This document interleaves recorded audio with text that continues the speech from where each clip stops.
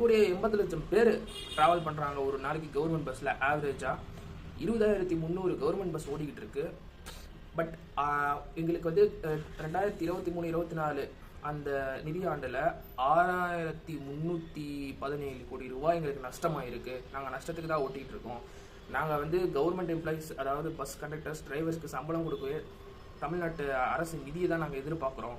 எங்களுக்கு வர வருமானத்துலேருந்து எங்களால் அவங்களுக்கு சேலரி கொடுக்க முடியல. அது கொரோனாக்கு அப்புறம் ஃபுல் லாஸில் தான் ஓடிக்கிட்டு இருக்கு.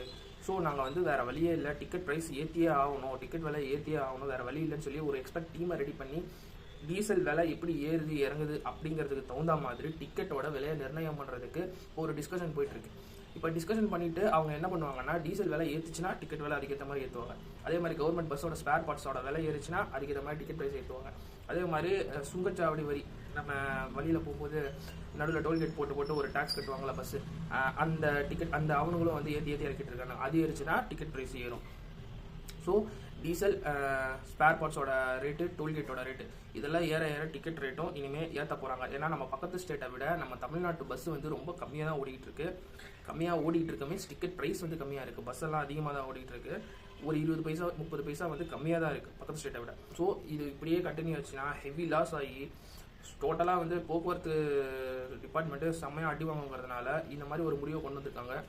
கடைசியாக எனக்கு ஒரு டவுட்டு, இவ்வளோ பிரச்சனை இருக்கும்போது எதுக்கு உமனுக்கு ஃப்ரீயாக அவங்களுக்கு வந்து ட்ராவலிங் அலவன்ஸ் கொடுக்கணும்? அவங்களே வந்து திட்டி தான் போயிட்டு வந்துட்டுருக்காங்க. கண்டக்டர்ஸ் திட்டி தான் ஏற்றுறாங்க இறக்குறாங்க.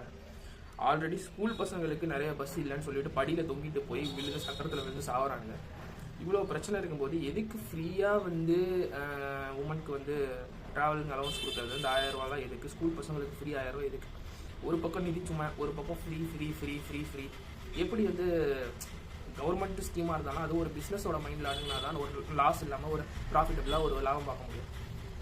ஒரு பக்கம் எல்லாமே தான தர்மமாகவே கொடுத்துட்டு இருந்தால் எப்படி இங்கே பிஸ்னஸ் பண்ண முடியும்? வாங்க வேண்டிய இடத்துல இப்போ லேடிஸ்க்கு வந்து ஃப்ரீயாக, அது வேறு ஸ்கீமில் இன்வெஸ்ட் பண்ணலாம். அதை எடுத்துகிட்டு அவங்க அதை கேட்டாங்களா?